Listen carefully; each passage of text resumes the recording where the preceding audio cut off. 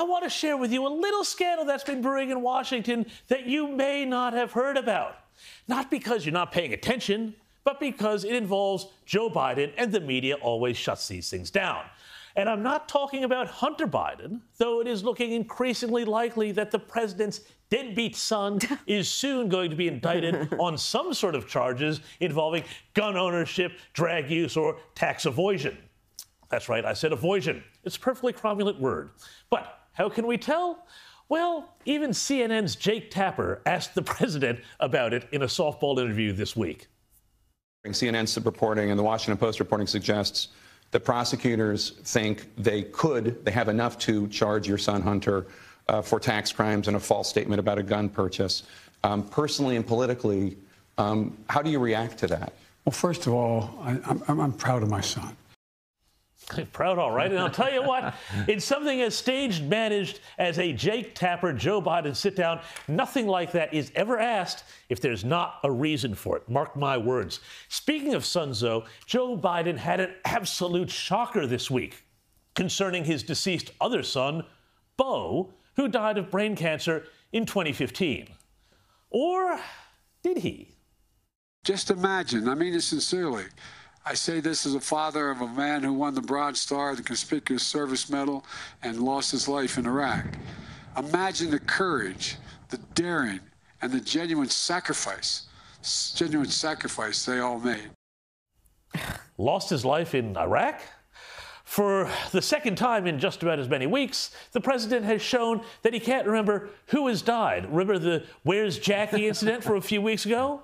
Or, indeed, how they passed. Yet, if that's not shocking enough, evidence has also emerged that Joe Biden has tried to manipulate America's allies to help him out. Now, remember a few months back when Joe Biden went to the Middle East to try and mend fences with the Saudis and just coincidentally get them to pump more oil to bring down gas prices and save him from the mistake he made shutting down the Keystone Pipeline? Well, of course, it was a tremendous failure, but now we are starting to learn about just how much of a failure it was and what happened behind the scenes. Now, since the trip, Joe Biden has been drawing down the United States Strategic Petroleum Reserve, something that really exists more to protect the country in times of crisis rather than to prop up Democrats up at the polls. Although, when you are a progressive like Joe Biden, who thinks that Republicans are the enemy of all that is good, well, it's a bit easy to get confused. It's also easy to get confused for Joe Biden anyway, but that's another story.